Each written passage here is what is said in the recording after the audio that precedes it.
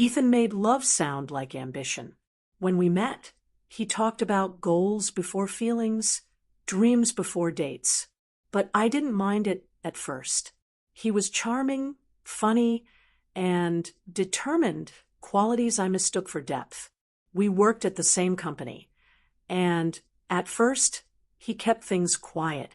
Then suddenly, he was introducing me to everyone as my girl, texting me roses, showing up at my apartment with dinner. I was swept. We dated exclusively for a year. He told me I grounded him, that I made him look stable. I thought that was romantic, but something always felt rehearsed, like he was performing something, a little too polished, a little too well-timed. He'd compliment me in front of others, but withdraw in private. He'd stare just a beat too long when powerful women walked by. I told myself I was overthinking, until the night I borrowed his iPad to look up a recipe and saw the texts with her on my arm. I look like the whole package. A couple more months, then I'm out. Can't wait to stop pretending. My hands went cold. I didn't cry. I didn't scream. I closed the screen, and I began planning my exit. Quietly, precisely. He came home that night like nothing was wrong. Kissed my cheek. Told me I looked executive level. I smiled. Long day? I said. He nodded, oblivious. Sat on the couch, scrolling, humming a tune. I watched him, like I was watching someone I hadn't met before, a stranger in my living room. I realized just how little of him was real. I had been a placeholder, a prop, a resume boost. Everything made sense in reverse. The way he loved being photographed with me at corporate parties, but ignored me on weekends. How he always called me perfect on paper. His charm wasn't affection. It was curation. I almost wanted to applaud him. Almost. But I was done being his proof of emotional maturity. I excused myself, took a long shower, and stared at the tiles until the water turned cold. I wasn't sure what would come next, but I knew I wouldn't confront him. That would make me the emotional one, the overreactor. No, I'd let him believe he'd won, because when someone performs love for status, the most unexpected twist is losing everything once the audience sees the real script, and I was about to flip the entire scene. The next morning, I made breakfast like usual: scrambled eggs, toast, coffee. Ethan walked in, kissed my neck, said, "You're seriously the dream. You know that?" I smiled without showing teeth. Glad I can be useful. He laughed like it was a compliment. That's when I knew I was doing the right thing. I didn't need to yell. I didn't need to accuse him. Men like Ethan don't respond to confrontation. They only respond to exposure. And I wasn't going to give him the satisfaction of watching me break. Instead, I started preparing my exit. I reactivated my solo bank account, changed my direct deposit, slowly moved clothes and essentials to my best friend's place without saying a word. And most importantly, I kept working every meeting, every pitch, every late-night email, because I knew the company better than Ethan ever would. While he was busy sucking up to executives, I was learning how they thought. I didn't need to perform. I just needed to be present. And it worked. One night, after a long strategy session, Sophia, the company's regional VP, pulled me aside and said, "You're quiet, but you don't miss a thing." I smiled. I've learned the loudest ones usually do. Ethan's eyes started twitching with suspicion 2 weeks later. I'd grown distant, but not cold, pleasant, but unavailable. I responded to texts late. I smiled through dinners. I didn't ask where he was going anymore, because I already knew. Sophia had started inviting me into more meetings, ones Ethan wasn't in, and I never mentioned it. Not even once. I let him think I was still playing the part he assigned me. Supportive girlfriend, emotional backbone, trophy with strategy. But I was already miles ahead. One afternoon, I saw him pacing outside the break room, phone to ear. "Yeah, she's been acting weird," he whispered, like distant. "You think she knows?" He paused. "No, I cleared the iPad. She probably just needs attention." I walked right past him. He smiled nervously. I winked. "See you at home." That was the last night I cooked him dinner. The next morning, I left a handwritten note on the counter. "I think we both know we're not really in love. Let's stop pretending. No hard feelings." He texted a few times, then stopped. I didn't answer, because I wasn't angry anymore. I was just done. And being done was the most terrifying thing I could have handed him. Ethan tried to act like the breakup didn't shake him. At work, he was louder, more performative. He laughed too hard at Sophia's jokes, agreed with every idea in meetings, and used phrases like team synergy with a smirk that made me cringe. He thought he was charming her, but I'd seen that look on Sophia's face before, politely blank but scanning for weaknesses. She wasn't falling for his tactics. Meanwhile, I was busy. Sophia had asked me to audit a failing project from a partner firm. I cleaned it up in 3 weeks. No flair, no spotlight, just results. Sophia took notice. "You don't waste time making things look good," she said. "You just fix them." I nodded. Form follows function.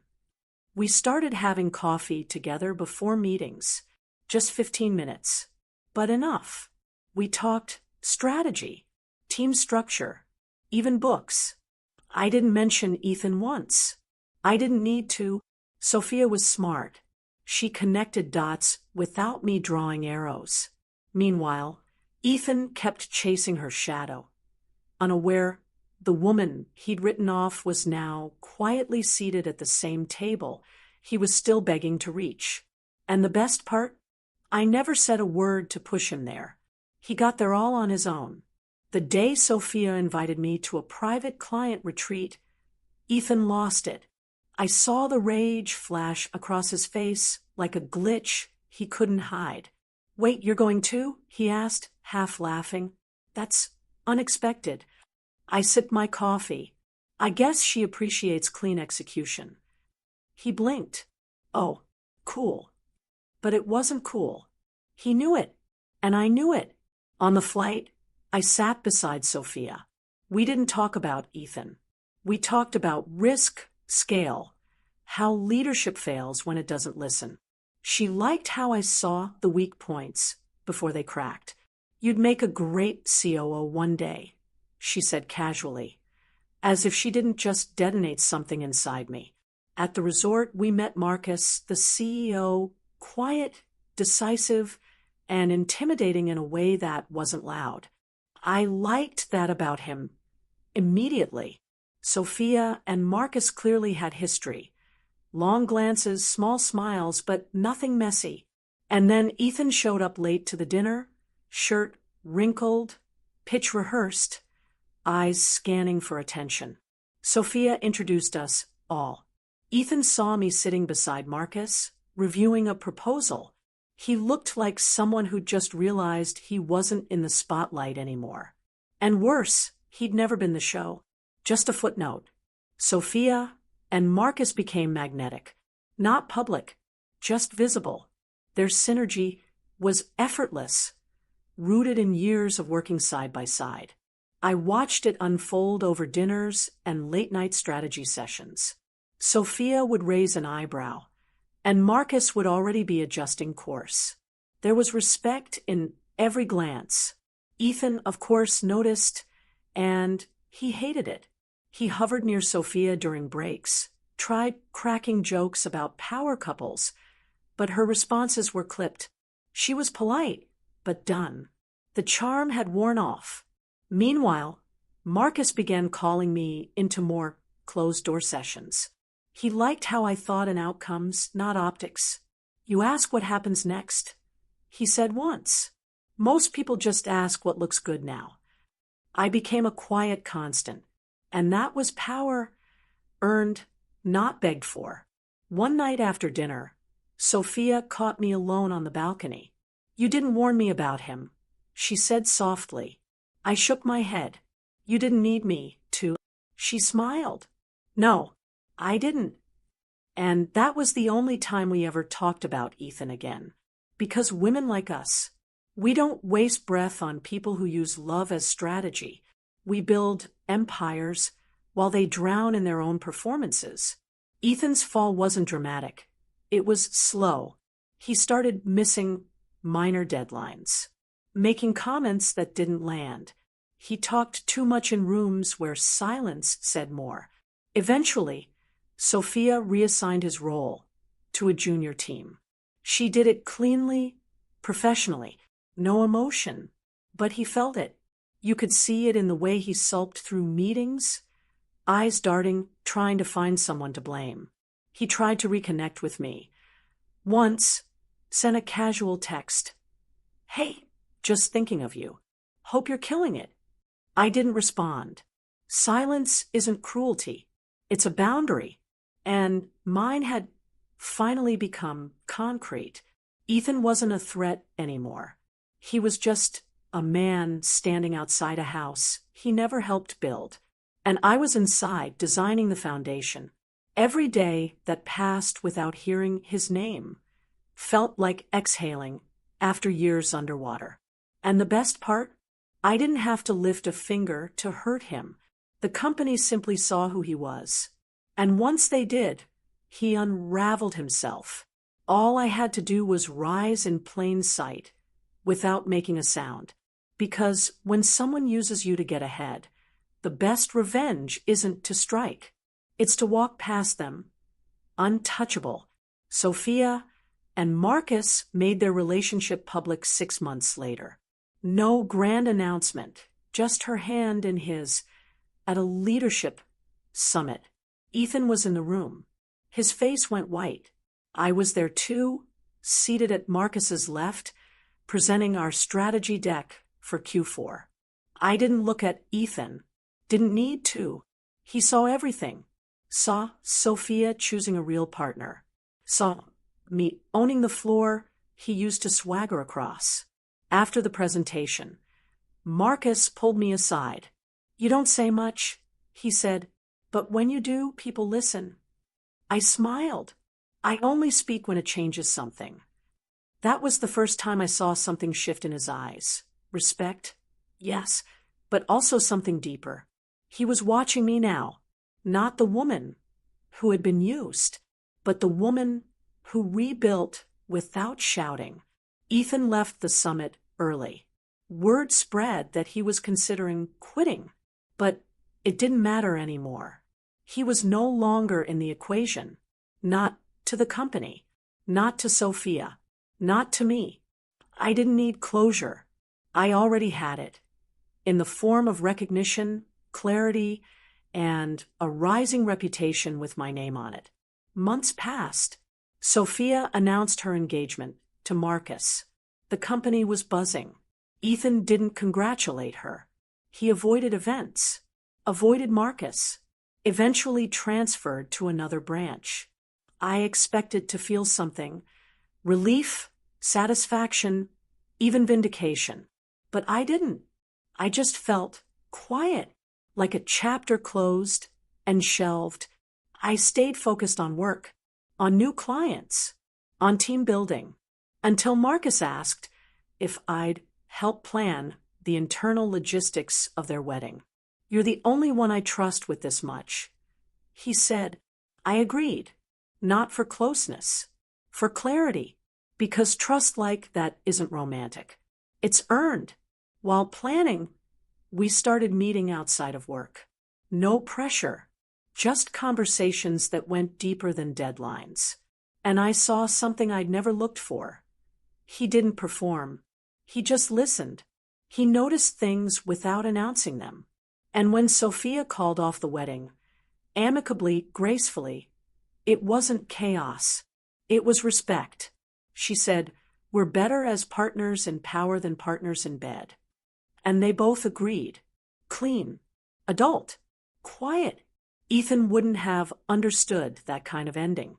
But I did. And so did Marcus. And in the calm that followed, something between us began. Something neither of us had to perform to earn. I didn't rush anything with Marcus. We both moved slowly, like two people who had already lived past too many performances. Our conversations drifted from business to books to why neither of us believed in grand gestures anymore. One night, over dinner, he said, "You're the most dangerous person in this room." I blinked. He smiled, because you don't need anyone to say it out loud. That's when I realized I'd never have to convince this man of my worth. He already saw it, not because I spoke loudly, but because I acted deliberately. We didn't have a moment where fireworks exploded. No huge kiss in the rain, just a quiet walk, hands brushing, then clasping like it had always been meant to. Meanwhile, Ethan tried to claw his way back into relevance. He sent an email to HR, disputing a past demotion, claimed he was overlooked unfairly. They opened a file, found receipts, closed it quietly.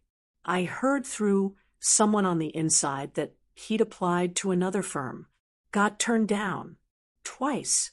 I didn't gloat. I didn't care. He wasn't my story anymore. He was just a reminder. Some people pretend to love you for gain. Others love you because you stopped needing them to. Marcus proposed with zero theatrics. No ring hidden in dessert. No flash mobs. Just a quiet evening at home. Wine half finished, his voice calm. "You've built your whole life around dignity," he said. "I'd be honored to share that life with you." I didn't cry. I smiled, placed my hand over his, and said, "Yes, but not because I need to be saved, because I choose you." The wedding was private. No tabloids. No gossip. Just a garden, 20 people, and soft music. I didn't even invite most of the office. But Ethan found out. Of course he did. I heard he showed up at the reception venue hours before it started, standing outside, staring like the answers were somewhere inside. One of the hotel's staff told him, "Private event, guest list only." And so, for the second time in his life, Ethan stood on the outside of something that could have changed him, if only he had valued it when it was his. He left without a scene, just silence. Maybe that's all that was left for him. Meanwhile, inside, I danced with the man who never asked me to shrink, never used me for leverage, and never once made me feel like a stepping stone. 6 months after our wedding, the company hosted its largest leadership summit yet. Marcus asked me to open the keynote, not just as his wife, but as an executive. "They've heard enough from loud men," he said. "Let them hear from the one who never needed to shout." I stood backstage in a fitted navy suit, hair pulled back, notes in hand, but I wasn't nervous. I wasn't proving anything. I had already built it. As I stepped onto the stage, the lights adjusted, and in the second row, I saw him, Ethan, sitting rigid, invited as a guest by some minor branch. He hadn't seen me yet, but when my name was announced, * Chief Strategy Officer, Ilera Global, Mrs. Vance, * he flinched. His eyes snapped toward the podium like he'd just realized the universe had a punchline. I didn't blink. I didn't smirk. I just spoke. Clear, composed, powerful. Because in that moment, he wasn't the man who once broke me. He was the man who taught me how to rebuild without apology. I spoke for 20 minutes. The room erupted. And Ethan? He couldn't leave fast enough. But the last thing he saw was me, standing, smiling, unstoppable, and utterly, gloriously out of his reach. After the speech, I stepped outside for air. Marcus followed, slid his hand into mine. "You didn't even look at him," he said. I shook my head. "He doesn't exist in this version of my story."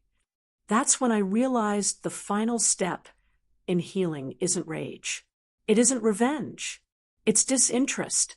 It's seeing the ghost and walking right past it. Ethan had once tried to use me as a prop. Now, he was the shadow in my origin story, one I no longer needed to explain. I'd become more than what he betrayed. I was a woman who rebuilt with receipts, strategy, and grace, not to win, but to live without flinching. Months later, a young intern asked if we could talk. She'd heard pieces of my story. "How did you survive being used like that?" I smiled. "I didn't survive. I transformed. He used me to climb. I learned to fly." That's how legacy works. It's not about getting back. It's about getting beyond. And now, I wake up beside the man Ethan once tried to impress, who now holds my hand and my name. Not because I was perfect, but because I never needed to perform to be chosen. I just needed to let go and walk forward